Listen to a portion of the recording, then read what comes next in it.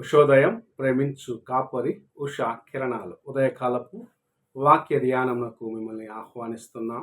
ప్రార్థన.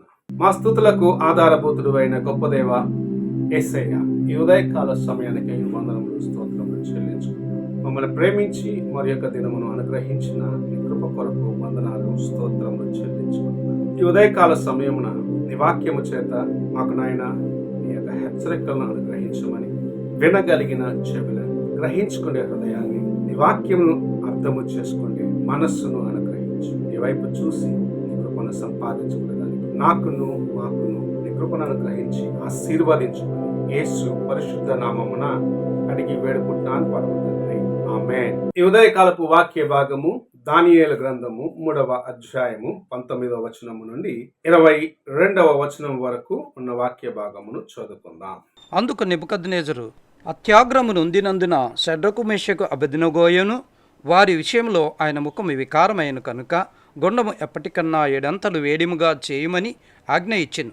మరియు తన సైన్యములో నుండి బలిష్ఠుల్లో కొందరిని పిలుపునంపించి షడ్రకును మేషకును అబెద్నెగోను బంధించి వేడిము గల మండుచున్న ఆ గుండంలో వేయుడని ఆజ్ఞేయగా వారు వారి అంగీలను, నిలివిటంగీలను, పై వస్త్రములను, తక్కిన వస్త్రములను తీయకయే ఉన్నపాటున ముగ్గురిని వేడిమి గలిగి మండుచున్న ఆ గుండము నడుమ పడవేసిరి. రాజాజ్ఞ తీవ్రమైనందునను గుండము మిక్కిలి వేడిము గలదైనందునను షడ్రకు మేషకు అబెద్నెగోలను విసిరివేసిన ఆ మనుషులు అగ్ని జ్వాలల చేత కాల్చబడి చనిపోయేరి. మనము చదివిన వాక్య భాగము అనేక సార్లు చదివి ధ్యానించిన వాక్య భాగము.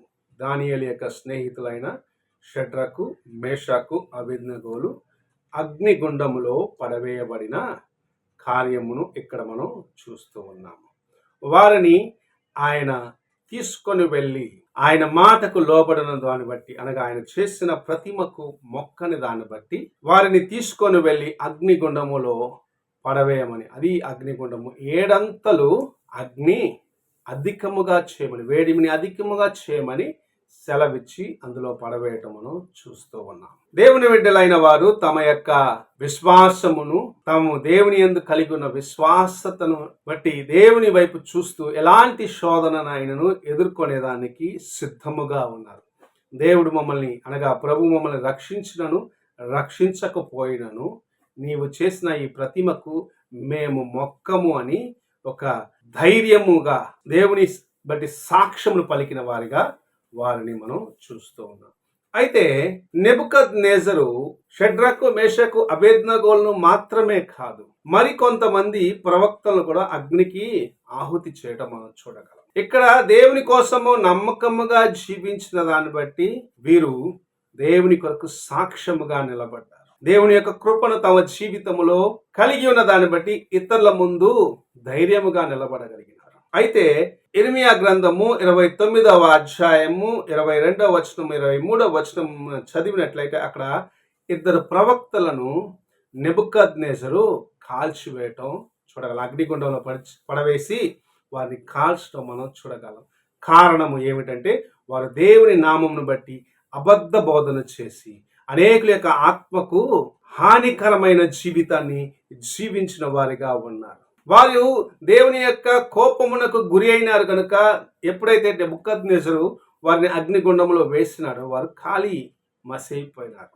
అయితే ఇక్కడ దేవుని కోసము నమ్మకముగా జీవిస్తున్న వారిని కూడా అతను మరలా పరీక్షించేదానికి, ఇంతకు ముందే నేను ఈ కార్యం ఒకసారి చేశాను అనుకున్న మనస్సు కూడా అతనికి ఉండవచ్చు. ఆ దినము నేను అగ్నిగుండంలో వేసినప్పుడు ప్రవక్తలను చెప్పబడిన వారు కాలిపోయినారు, మరణించినారు, మీరు కూడా మరణిస్తారన్న రీతిగా తన యొక్క హృదయంలో ఒక తలంపు ఉండవచ్చు. కానీ అతను వీరిలో ఉన్న విశ్వాసమును, వీరిలో ఉన్న దేవుని యొక్క శక్తిని కనుగొనలేకపోయినారు. ఇదినము అనేక మంది అన్యులు నీలో ఉన్న దేవుని యొక్క ఆత్మను కనుగొనలేని స్థితిలో ఉన్నారంటే దానికి కారణము నీవో లేకుంటే నీతో పాటు ఉన్న వారిలో ఉన్న అవిశ్వాసపు జీవితం. వారు చేసే బలహీనమైన కార్యము, అనేక మంది క్రైస్తవులు చేసే బలహీనమైన కార్యములను బట్టి నిజముగా దేవుని వెంబడించేవారు, నిజముగా దేవుని సేవించేవారు కూడా అనేక సార్లు ప్రశ్నకు గురి అవుతూ ఉన్నారు. మీ క్రైస్తవుల గురించి మాకు తెలుసు, మేము విశ్వాసులమని మీరు చెప్పుకుంటున్నారు, కానీ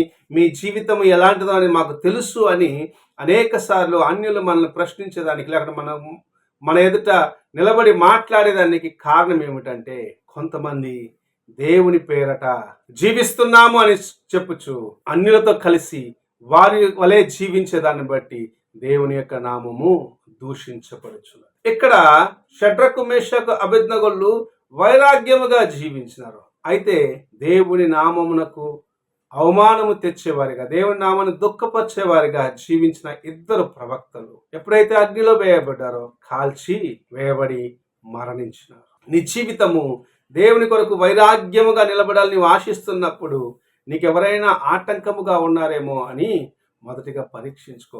నీవు ఒకవేళ నీ జీవితము దేవుని సన్నిధిలో యథార్థముగా లేకపోతే, దేవుని యొక్క కార్యముల పట్ల నీవు శ్రద్ధగా లేని జీవితము జీవిస్తున్నావంటే మొదటిగా నిన్ను నీవు పరీక్షించుకోవాలని ప్రభు ఆశిస్తూ నీతో మాట్లాడుచూ ఉన్నారు. నిన్ను బట్టి అన్యులు ప్రతి వ్యక్తిని ఒకే రీతిగా లెక్క పెట్టుకుంటున్నారంటే, అందరిని ఒకే చూపుతో చూస్తున్నారంటే, నిన్ను నీవు సరిచేసుకోవాల్సిన జీవితమును లేకపోతే కార్యమును ప్రభు నీకు ముందు ఈ ఉదయకాల సమయంలో ఉంచుతూ ఉన్నాడు. నిన్ను బట్టి దేవుని నామము దూషించబడుచున్నదంటే, దేవుని నామం అవమానపరచబడుచున్నదంటే, నీవు మొదటిగా నీ జీవితాన్ని దేవుని సన్నిధిలో సరిచేసుకోవాల్సిన వ్యక్తిగా ఉన్నావు.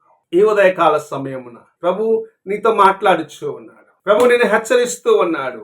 నా యొక్క కుమారుడు, నా యొక్క కుమార్తె అని చెప్పుకుంటూ నీవు నీ ఇష్టానుసారముగా జీవించేదాన్ని బట్టి నన్ను నీవు అన్యుల మధ్యలో అవమానపరుస్తూ ఉన్నావు. అన్యుల మధ్యలో నా నామమునకు అపకీర్తి తెస్తూ ఉన్నావు. దాన్ని బట్టి నిజముగా నా కోసము జీవించే వారి జీవితంలో కూడా అనేక సార్లు ప్రశ్నగా మిగిలిపోతున్నాయి. నిన్ను నీవు పరీక్షించుకోమంటున్నాడు. నిన్ను ప్రభు హెచ్చరిస్తూ ఉన్నాడు.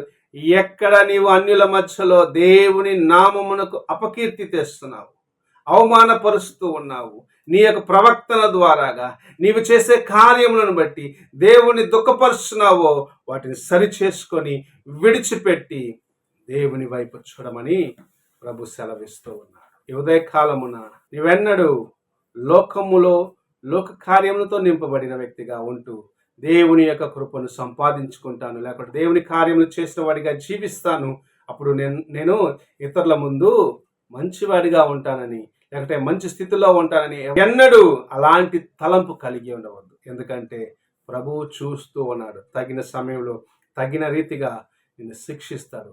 నీవు అంతకుముందే నీ హృదయాన్ని మార్చుకోవాలనే దానికి ప్రభు ఈ కార్యం మన ముందు ఉంచినాడు. సిద్కియా, అహాబులాగా వారిద్దరూ అబద్ధ ప్రవక్తలుగా దేవుని నామాన్ని అవమానపరిచినారు. దాన్ని బట్టి షడ్రకు, మేషకు, అబేద్నెగో లాంటి వారు దేవుని నామమును బట్టి స్థిరముగా నిలబడ్డప్పటికీ శోధించబడాల్సిన వారిగా మార్చబడ్డారు. ఈ ఉదయకాలమున నీవు ఎలాగున్నావో ఒక్కసారి నీవు పరీక్షించుకో. ప్రార్థన చేసుకుందాం. మహాగణుడా, గొప్ప దేవా, ఈ ఉదయకాల సమయమున మీరు మాకు అనుగ్రహించిన ఈ హెచ్చరికను బట్టి వందనాలు, స్తోత్రములు చెల్లించుకుంటాం. నీ వైపు చూసి నీకోసము నాయన అంతం వరకు నమ్మకముగా జీవించడానికి మాకును సహాయము చేయమని యేసు పరిశుద్ధ నామమున అడిగి వేడుకుంటున్నాను పరమ తండ్రి. ఆమేన్. తండ్రి అయిన దేవుని ప్రేమ, కుమారుడైన క్రీస్తు కృప, ఆదరణకర్తైన పరిశుద్ధాత్మక సహవాసం ఇప్పుడు ఎల్లప్పుడూ తోడై ఉండి సదాకాలం నడిపించునుగాక. ఆమేన్.